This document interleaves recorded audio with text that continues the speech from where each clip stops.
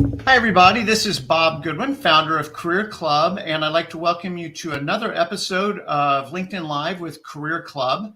If you're not familiar with Career Club, please check us out at career.club, where we're using proven sales and marketing methods and tools to help people find a career that matters to them. Again, you can check us out at career.club. If you're not following me or Career Club on LinkedIn, I would really recommend that you do. We are posting great content very regularly and want to make sure that you don't miss out on that. Normally at this point, I would say that this is a live session, so please have your comments. But in this case, because of our guest's very busy schedule, and we're pleased to get him when we can, this is actually pre-recorded, so we won't have the opportunity to take your questions or comments. But if you would like to leave comments while you're watching this, you're certainly welcome to. And lastly, I want to, as always, thank my colleague Heather Zinzer, who is the magic behind making these LinkedIn Live podcasts happen. If for whatever reason you're not able to watch this live, you can always watch it on LinkedIn on replay or download on your favorite podcast platform. So with that, I am very pleased to welcome our guest today, Paco Underhill. Many of you will be familiar with Paco by name and by his first book, Why We Buy. Paco is the founder of EnviroCell, basically a market research company that uses observation to understand why people do what they do in stores. And Paco is an expert in consumer behavior and shopper behavior, and has recently written a new book called How We Eat, which we'll be talking quite a bit about today. So without further ado, I'd like to welcome Paco. Paco, welcome. Well, thank you, Bob. Thank you for being here, and thank you for being the founder of Career Club. Yeah, come on. Well, my pleasure. So, yeah, I first discovered you through my older brother, who found you on an NPR broadcast, I think, back in the day. Was it 22 years ago, I think, when Why We Buy came out? And he's like, he knew that I was in market research, and he's like, you have to read this book. It is so informative, but also really entertaining. And I just think that he was right on both counts. What I didn't realize was the impact that book has really had over the years on how people think about retail and understand retail. Do you mind just sort of giving a super quick synopsis on Why We Buy? Because I think a lot of the principles will also feed into what we talk about in How We Eat. You know, almost 40 years ago, I used to teach in a doctoral program in environmental psychology, or the effect that space has on people's behavior. And one of the things I taught was fieldwork, and I came up with a way of using a motion picture camera to measure how people move in interior spaces. I had no background in retail banking. I had no background in retail, period. But part of what was interesting, Bob, is when I stepped over the threshold to start offering these services in retail, part of what I found is that there were two tools people use. One was the tool of media research, which is asking people questions. And you can do it in a focus group, you can do it online, you can do it on the phone, you can do it, standing. But it is what people say they do and what people actually do are often very, very different. Yes. And that's something I understood. And the second tool people used is sales research. I take the information that comes to me from my cash register, which is a measure of your victories. And that's important.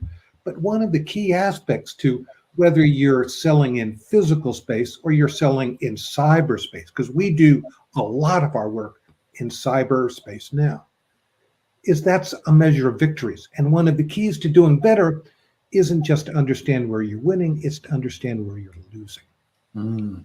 Somebody walks in, they walk down the aisle, they look at something and they walk away. What? Why? Anyway. So I'm so interested in jumping into our topic. I'm getting ahead of myself. Typically what we do, and we're going to do it now, is an icebreaker to help people get to know you. We call it Rock's Fab 5 Questions, yes. So just a little bit, and I already know some of the answer to these, so fascinating where we're getting ready to go. But first question is just a little bit about where you were born and raised. My father was a diplomat, so I was conceived in Spain, born at Yale Hospital, Yeah. and as a babe in swaddling clothes, I was taken to the Far East. And I spent much of my early childhood in Asia. We moved every 18 months. And when I was in my early teens, I got sent back to the US to boarding school. But if I remember right, Poland, Malaysia. Poland, Malaysia. We lived in Indonesia. We lived in the Philippines. And we lived in Korea. Wow. Well, that obviously will inform a lot of where we go with the book and how we eat and sort of the global observations that you've got. Well, Bob, this is if I can be a little evangelical. Please. I grew up with a terrible stutter, and I still have remnants of that now, as people may hear listening to me talk. But a lot of people have said that I took a coping mechanism to a handicap and turned it into a profession. Because as I grew up traveling around the world, it was often uncomfortable for me to ask questions. I had to watch to understand what the rules are. And I think that premise of watching to understand behavioral issues is a real key aspect to understanding how things work. Well, that's the DNA of EnviroCell. And to your earlier point, what people say and what we can observe them doing often are very different things. So I like how you said that. And I appreciate the vulnerability that you just shared there too, with kind of taking something that somebody might perceive as a handicap and turning it into a superpower. So good on you. I recognized there was a very magical moment, Bob, when I realized that my speech cadence was a little different. And that if I didn't care about the fact that I occasionally stumbled, and I'm a big guy, that people listen to me differently. 6'4", if I remember correctly. I'm 6'4", I weigh 200 pounds, and I'm about as mean a character as you ever. Now you're appealing to my Tennessee sensibilities. Well, where and a little bit. Where'd you go to school? I went to a number of different places. I went to Columbia. I was one of the first male co-eds at Vassar College in Poughkeepsie, New York. And I also went to EY University in Seoul. Oh, wow. Well, being one of the early co-eds at Vassar sounds like a smart move on my part. So well played. And then just a little bit about your family, because that's actually very interesting too. Well, one of the things I keep pointing out is that I have a very WASP father. I have a Sephardic mother, a Jewish mother, and I have a Muslim wife. So I have to be very careful about being answerable to the priest, the rabbi, and the imam. You're a walking bar joke. Yeah. And then you kind of got into already just a little bit about how your career got started, but just sort of briefly, do you mind kind of painting a little bit of a picture of how your career has progressed, the career arc, if you will? Bob, coming out of Career Club, one of the things that we recognize is that classic business education through the through the latter part of the 20th century, in the McKinseys and BCGs and PwC worlds, were often focused on strategy issues. Yes. This was the big thinking part of it. But part of what was very telling for us is that as we came into the world of retail, and as we came into the world of brands, and as we came into the world of banking, we were able to come back from doing our research where here is something that you could do next week. Here is something that you could do in 2 weeks. Here's something you could do in 2 months. And here's something you could do next year. And part of what is really interesting is if you can walk in the door or into the web and be able to win some immediate, easy victories, people listen to you. Okay? Yeah. And that ability, and I still have that experience of being able to walk into a store and actually move a fixture or adjust something in a visual merchandising display, and the store manager will come back to me an hour later if I'm with a group and go, I've sold more in the past hour than I have in the past 2 weeks. And that's just because you understood something. And, some of this, Bob, is just understanding how we see. It's understanding how our body works. And it's understanding what are the biological constants that stay the same. One of the things that I love about retail, and it's been so exciting over the past 35 plus years, is that for all of the things that stay the same, there's a bunch of stuff that changes. What made a good store in 2000 and what makes a good store in 2022 are a reflection of the evolution of us. Okay?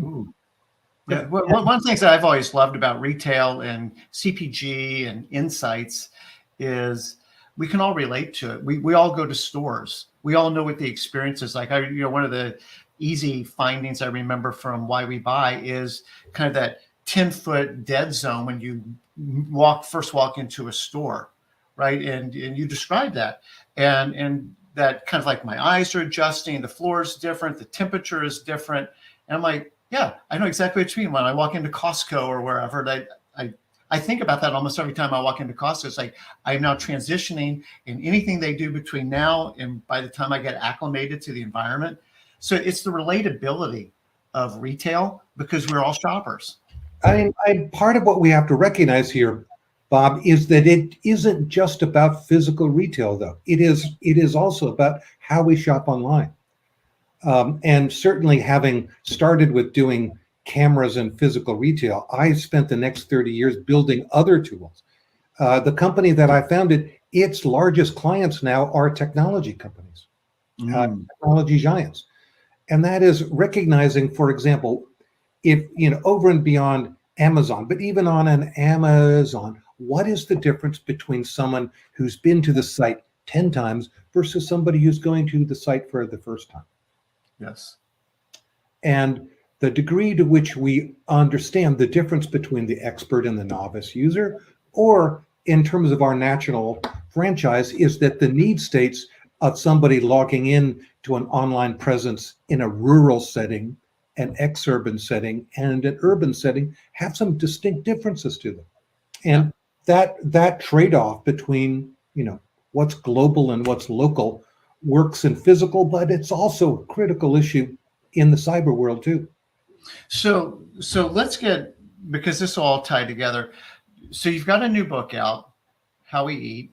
Do you mind just sort of sharing quickly, like, what was the basic premise? What was the impetus behind writing the book? And then we'll start to get into some of the key findings. Well, Bob, part of what I try and do is find business topics that cross over between the business and popular world. And that's part of the reason why I think my books have sold as well as they have and have lasted as long as they have, is that they're entertaining reads. And back when, Simon & Schuster said, Paco, it's time for a brand new book, I stared up at the ceiling and went, you know what? Everybody eats and drinks. Everybody eats and drinks. And you know what? I've worked on supermarkets and restaurants on, more than 40 countries, more than 6 continents. I've got a wealth of information about how things work. And so that's what I'm going to write about. And then, Bob, I got almost half the manuscript done and COVID hit. And COVID was devastating to all of us, but it made me wake up for a second and look at myself in the mirror and go, if you're going to talk about eating and drinking, shouldn't you have a point of view given what's happened in the world? So the point of view, and I threw out a healthy part of the manuscript and started over again. And the premise was, if I can help my reader understand the food chain and understand the supply chain, and I can adjust the prescription in their glasses by how they consume food and drink, I can get them to a healthier version of themselves, and I can help get us to a healthier planet, which is something that we desperately need. Now, word on the street is you got to a healthier version of yourself along the way. What happened? Well, I just, I'd said, yeah, man, here I am, it's COVID. I'm going to start understanding better how I consume. And you know what? I've now lost 30 pounds. Uh, Wow, that's three more than I knew. and, it's been by just eating smarter, exercising smarter, being, just more aware. So you talked about, let's sort of pick it up at this thread, because it's something that I was fairly involved with at the time. When COVID hit, I was still at Numerator, and Numerator, it's got a very, very large database of what people Right. buy and the demographics and all that. And packaged goods companies, right, the ConAgras, Campbell's, whoever, Kraft Heinz, Smucker, all these guys, like their sales exploded during that period. Some of what I think we learned, or at least it was the explanation at the time. One was obviously they're shelf stable. So if I'm not going to the store as much, then, what can I load up in the pantry, which sort of leads to the second thing, which is a little bit of hoarding, or maybe a lot of bit of hoarding. And then the third piece was around comfort, familiarity. These were brands that I knew, that I felt like I could trust. So where would you go with all of that, and how has that influenced how people eat, and was that a lasting trend in your mind? Well, I think part of what happened when COVID hit is this is for the first time in many, particularly Americans' lifetimes, when the basic infrastructure of their lives were threatened. They had to spend much more time at home. Their kids were kicked out of school and sent home. There was a series of things that people had to adjust to. Mm-hmm. And the fact that they, stocked up on, Campbell's tomato soup, and they bought out the laundry soap section, and they stocked up on toilet paper and whatever. I mean, people, we stockpiled, 6 months, 9 months supply of toilet paper. And, it was a little scary to walk into Walmart, Target, Kroger, and be able to look at all the empty shelves and go, oh my God, what's happened to me when I don't got something to wipe my butt? That said, here, I think one of the poignant issues for all of us is that in this is there a better way for me to understand how I go to a grocery store? Bob, if you walk into your local Stop and Shop in December or January, do you know where the freshest blueberries are? I'm going to guess in the produce section. They're in the freezer. They're in the freezer section. Why is that? Well, because the blueberries that you see in the produce section came from Ecuador, and they were 10 days away from being picked, whereas the blueberries in the freezer section may have been picked on Long Island or Massachusetts and frozen within 12 hours of being picked. So you said earlier, part of the premise of the book was, kind of healthfulness for people, but then you also said kind of betterness for the planet. And so I'm guessing that, like, blueberries coming in all the way from Ecuador, may not be the best thing for the planet versus something that was raised more locally. Yeah. I think this is part of what we're looking at here. Is not just the transportation costs, but how do we get better local? And one of the things that we recognize, Bob, is that in 1950, all of the pundits said the small family farm is dead. Okay. Technology let us get bigger. We had industrial farming, blah, blah, blah. But in the writing of this book, I interviewed farmers in the Hudson Valley with less than 5 to 10 acres who were doing just fine because they had greenhouses, they had solar panels, and they found ways to go direct to the consumer without having to go through a wholesaler.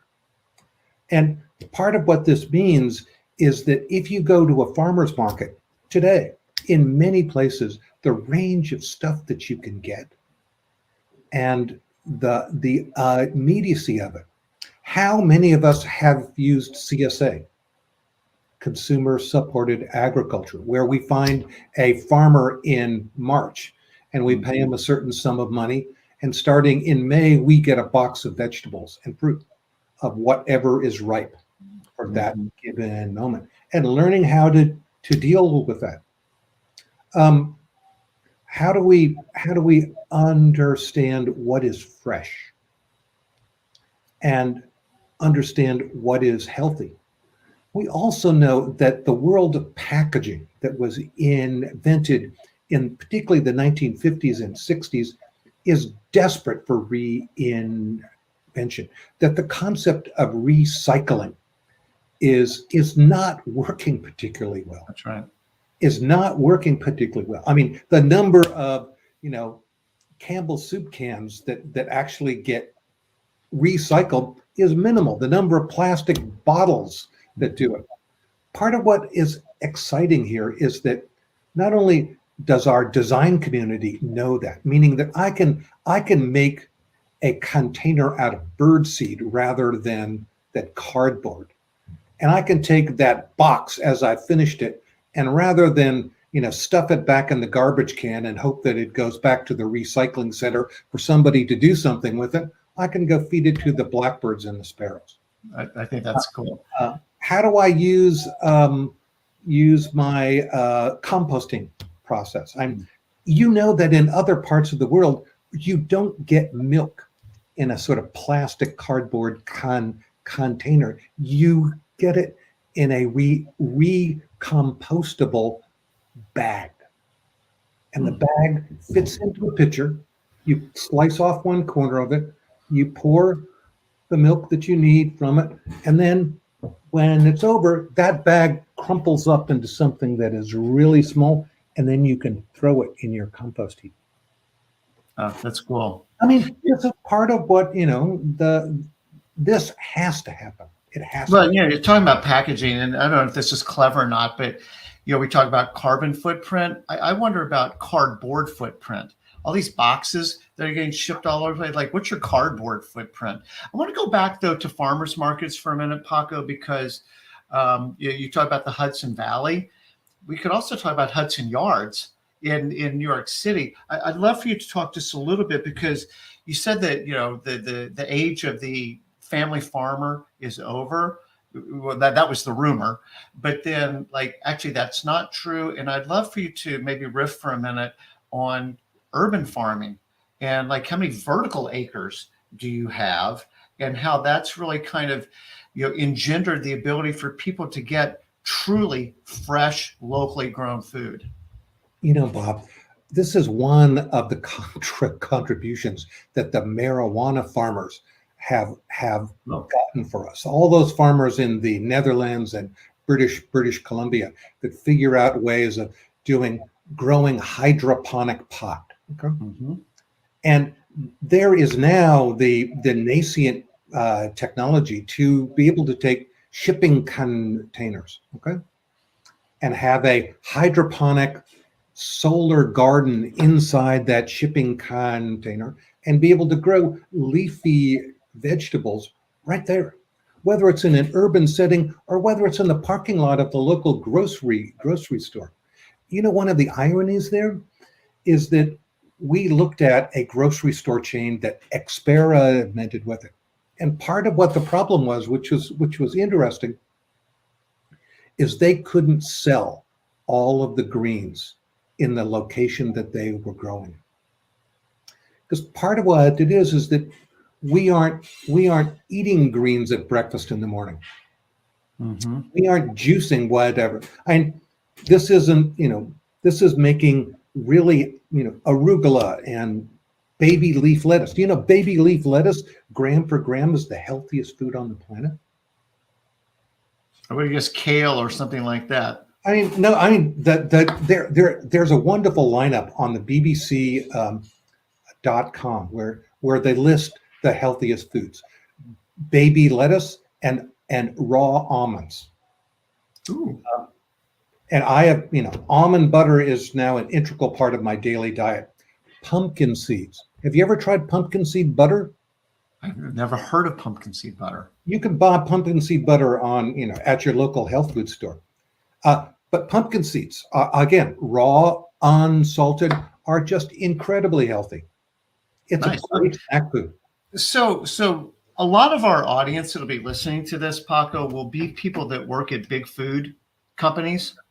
Yes. What would be a couple, three messages that when you're working with big food companies that you would really like? If you guys don't get anything else, you need to understand how eating is changing and how they can win in this new world. Well, I certainly think there are a number of things. First of all, is one of the things that is coming to us is the answerability of the food industry and the grocery industry, not to shareholders, not to Wall Street, but the consumer. And that deals with how things are organized in terms of the grocery store, so that the concept of slotting fees that has driven the design of grocery stores is fundamentally being shifted with Aldi, Lidl, Trader Joe, so on. Second is that the truth in packaging. If I have a cranberry juice cocktail, but the cranberry content of it is under a certain percentage, do I have the really right to call it cranberry juice cocktail? If I have a cereal that has more than a certain percentage of sugar content in it, it may very well end up on the candy aisle rather than the cereal aisle. I mean, these are all some of the shifts that are coming with the nutrition conscious consumer who is going, I need you to do this better. Okay? And therefore, part of what I think is really important for big food is to recognize what's coming and recognize that having a better offering is a great story for marketing. Yeah. And that story about how healthy this is for you and being able to talk about what the nature of content is, I think is a really critical issue for us moving forward. So you mentioned slotting. And go ahead. I'm sorry, please. Make my point here is that if you think of 20th century marketing, it was information being pushed down by the brands. Okay. And one of the things that we're coping with, Bob, courtesy of podcasters like you here, is the fact that often things are bubbling up. Okay. And I think the important issue for the 21st century marketer is to understand what is bubbling up from the consumer and from local organizations. So go ahead. I want to make sure you're finishing. No, good. I mean, So one of the things that we see is a lot of investment dollars are going into these younger companies that are doing the innovation, and then big food is kind of relying on an innovation by acquisition strategy, right? But we're seeing lots and lots of investment dollars going into better for you kinds of food companies that are doing really well, and then it becomes the innovation lab for big food. I visited maybe 6 weeks ago a place called The Factory in Bethlehem, Pennsylvania, where it's an investment group that purchases what they view as good nascent brands and builds them up.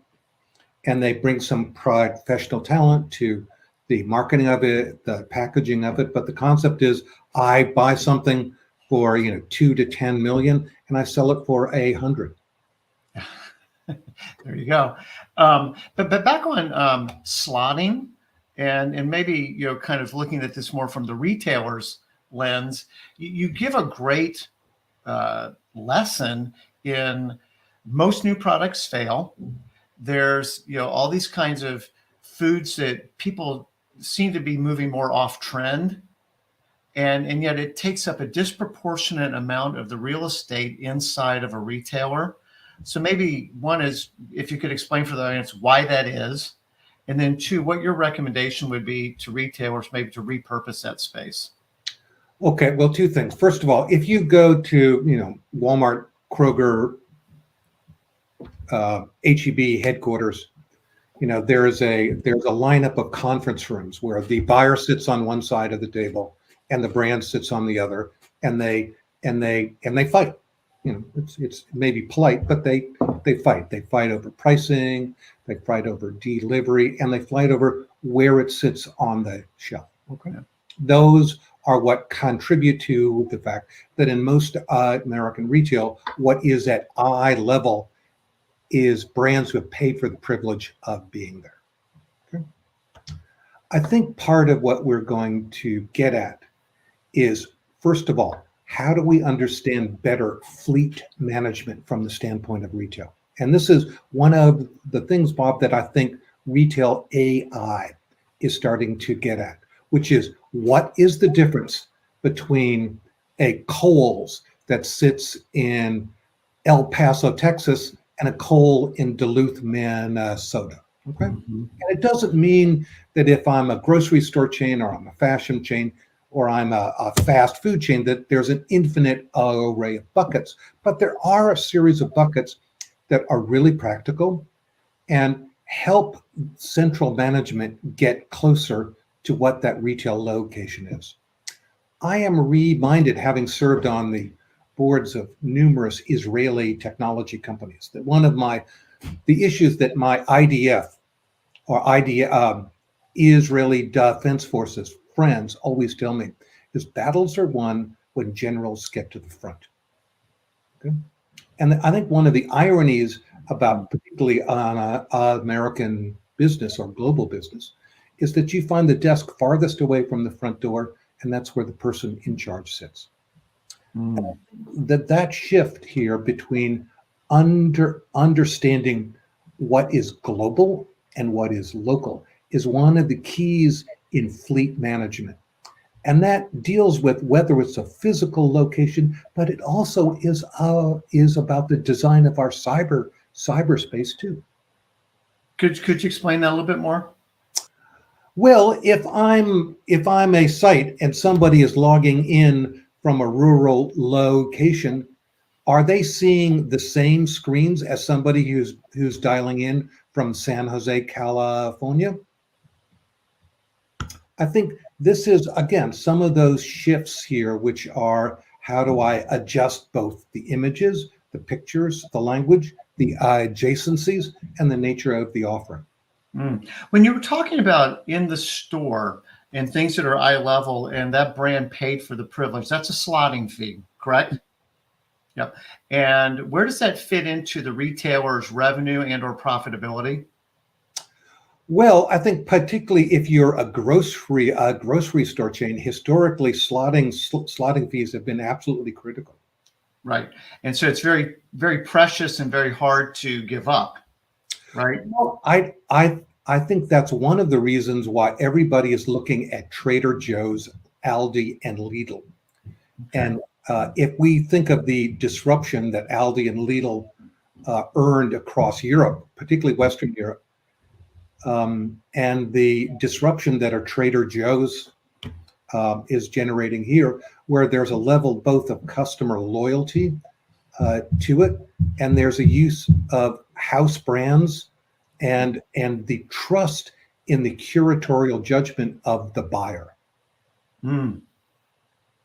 Yeah, and then one, which is really, and then also SKU optimization, right? Because they don't have this giant proliferation of SKUs to have every brand. It's like, I don't need to have every brand. You guys already trust my brand. Yes. And these limited footprint formats.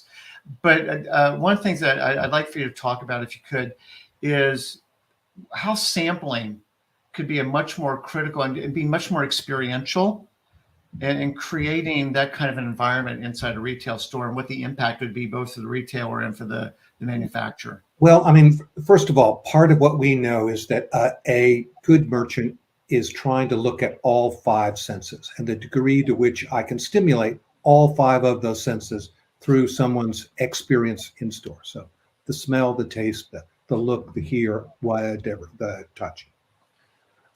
One of the things that we know, Bob, is that one of the roles that sampling plays in a grocery store or, at Costco is that if I can get somebody's saliva glands working, they become a much less disciplined shopper.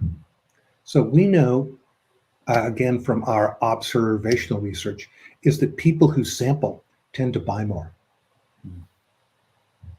And the purpose of sampling isn't just to get you to buy what you've just sampled, but is to get those saliva glands working. So as you munch on or crunch on something walking down the aisle, you go, ooh, that looks really good. Maybe I should take a little try at that one. Anyway. So we've talked a lot about food. There's a whole really great section in the book, though, around drinks and maybe more specifically alcoholic beverages. How is that kind of evolving in post-COVID, and what advice would you be giving to our friends that make adult beverages? Well, one of the things that was happening before COVID started is the explosion of both wine making, beer making, and spirits making on a local level. And you go to the farmer's market in New York City, and there is somebody selling whiskey and vodka that are made within 100 miles of where they're. And this is, every year there are thousands of distilling licenses that are issued, and people are making rum, whiskey, vodka, just locally. And they're often locked out of the traditional distribution networks, so they are finding ways to get to the public. It's also about the changing consumer of adult beverages. One of our findings here, which was, I laugh about, is that we had a program using eye tracking glasses, where we would recruit somebody as they were going into a bar and restaurant. We asked them to wear the glasses, which record what they look at and what they're focusing on for the first half an hour inside the bar or restaurant. And then we asked them to come out and look at the tape of what they looked at and be able to deconstruct some of it. One of the things that we found was there are a remarkable number of women whose adult beverage choice in a restaurant or a bar is based on what they're wearing. And the male researchers would go, "What are you talking about?" And the female researchers would go, "Man, dude, don't you understand that if I'm wearing a white dress or a white blouse, do I really want to be drinking red wine?" And that's, again, but Bob, I am one of the owners of a wine bar in the East Village. It's called Ruffian. I think we just got our 4th Michelin sighting. Okay. Nice. Wow. Yeah. And we specialize in orange wines, meaning wines from Eastern Europe. Okay. And we serve vegan tapas. Okay. 65% of our customers are female. Are they coming to our wine bar to get sloshed? The answer is no. Are they coming to, eat burgers and whatever? No. They are looking to eat lightly, to eat really well, and to have a glass or two of really good wine. But 65% of them are female.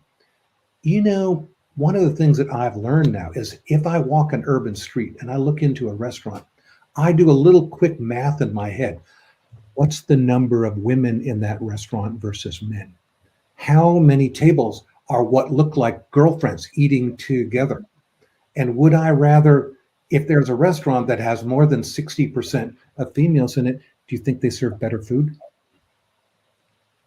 The answer is, I defer often to the curatorial judgment, but it's also a reflection, Bob, of one of the fundamental shifts in spending power, which is, while there is a glass ceiling, okay, and particularly women over age 30 are subject to the glass ceiling as they have children, they have marriages, whatever. But if you go to almost any Western city, New York, San Francisco, London, that a working 28-year-old female is generally out earning her male counterpart. That if we look at graduates from colleges, from graduate schools and universities, 60% of them now are female. If you look at, key institutions of higher learning, from, law to even business school, the number of female graduates is higher. And the way they consume and use their money, and the way historically men consumed and used their money, are different. And that's exciting. Do you know that? Boy, there's a bunch of places to go off of that. One is we had talked previously about the difference between gender and generation, and that you actually see you're kind of like in households with multi-generation and things like that. Could you expound on that point for just a minute? Well, Bob, when I stepped off into New York City, my buddy and I were able to find really cheap, exquisite housing. Whereas my stepdaughters, as they move from city to city, are generally more in friends situations here, where there are multiple people all sharing an apartment. So if I think of my youngest stepdaughter, there's often a refrigerator in her bedroom, a little one, where she keeps her stuff. And there's a refrigerator in the kitchen where they keep everybody's stuff. I mean, there's a generational issue in terms of how we consume that is based on housing issues.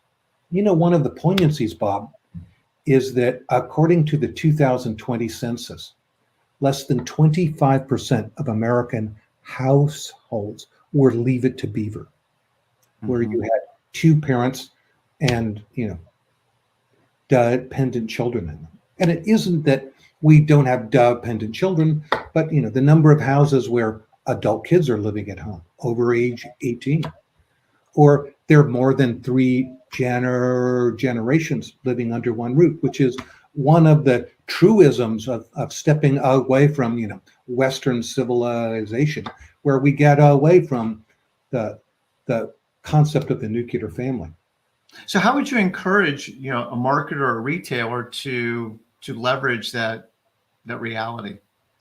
Well, I think one of the things which I thought was really interesting working with Walmart Canada many years ago is they did a very good job of understanding what were some of the key offerings that would earn the loyalty of a particular ethnic group who lived in a particular community. So if you think of halal meat, for example, halal meat is the equivalent in Islam to kosher, okay? To kosher meats. And having a Walmart in Toronto with that halal meat section in it meant that there was a loyalty to the Muslim family who would make the choice as to where they shop based on some criteria. And while it drove the purchase of that particular meat, it also drove the purchase of Tide and everything else. And that's part of what that concept of getting local is. I can remember going to a Target a number of years ago in Jersey City. And I was with a group from Target. We were visiting ex-urban stores. And I met the store manager and I said, "Do you have any banana ketchup?" And she looked at me and went, "I have no idea what you just asked me."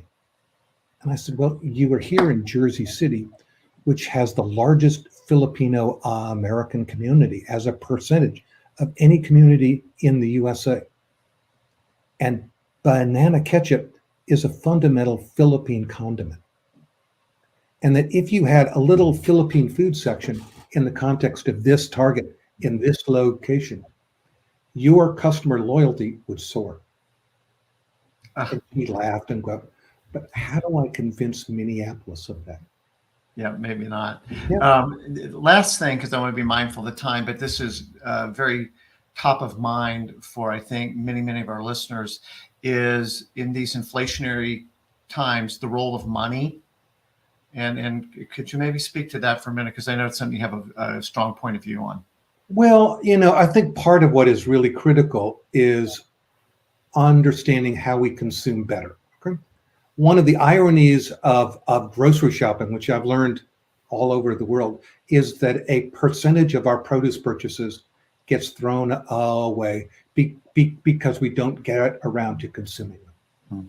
And that one of the keys to being able to manage your kitchen is to make sure that what you bring in the front door to consume, that you find a way to manage it. We also know that in the broader world of consumption, that we passed over a magic moment in the late 1990s. Up until that moment, the overwhelming majority of global wealth was in the hands of an aristocracy who knew what they were buying. In 2020, 2022, money has lost its peaches and cream complexion. And that recognizing that one of the ways that we often get people to trade up is to educate. And how do we do a better job of getting people to consume better? Do you know there are Italian supermarket chains that have a cathedral, like the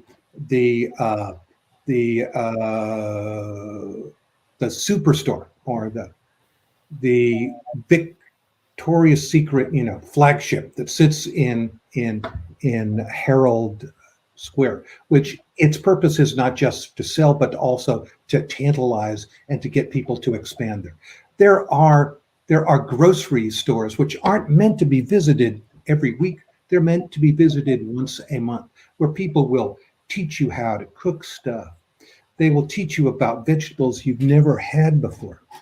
Have you ever had a watermelon radish, Bob? No, sir. It is a radish that is incredibly tasteful. You plant it generally in late summer and you harvest it in late fall. It is now one of my favorite vegetables. Would I have ever bought it if somebody hadn't found a way to in the farmer's market to offer me a sample?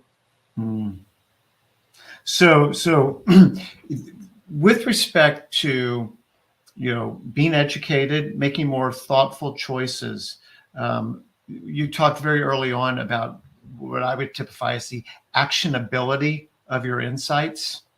Over the next year, if I am a CPG or their retail partner with respect to pricing, money, value, experience, what would be the one or two things you would just really want me to focus on? Well, I think, first of all, if you're one of the brands, being able to address the subject of education, I think is really important. And that we have to realize that there is no more line between a physical and a cyber world. That a remarkable number of people are moving through a grocery store with that phone in their hands. And that one of the things that if I'm General Foods, or I'm General Mills, or I'm Procter & Gamble, is getting people to understand their product better. Yeah. And recognizing, for example, that if I'm Tide, educating people as to how little laundry soap I actually need to put in my washer. What does concentrate mean? I mean, those are all subjects. What is portion control? Those are all things that are, again, crossover that physical and cyber world, and the degree to which somebody can use both a firm's website, but also social media. Many of us are learning our cooking skills, based on Instagram or Facebook or whatever. And I think the big brands need to embrace that. Yep. And do you think that it is inevitable that if we do, in fact, go into this recessionary period, inflation is stubborn, that the consumers, by and large, will trade down? Or do you think that there is a light at the end of the tunnel for more premium brands? Well, I think the life at the end of the tunnel for the premium brands is basically making the customer understand what it means to be a premium brand. Hmm. It's based on ingredients, it's based on whatever the criteria is. But simply being able to say, oh, this t-shirt is $33 and this t-shirt is $2, doesn't work anymore. Yeah. And I think there are many of us who have recognized that we as a species are better off with fewer, better things. Fewer, That better. and that concept of premium or luxury is something that is a 20th century concept.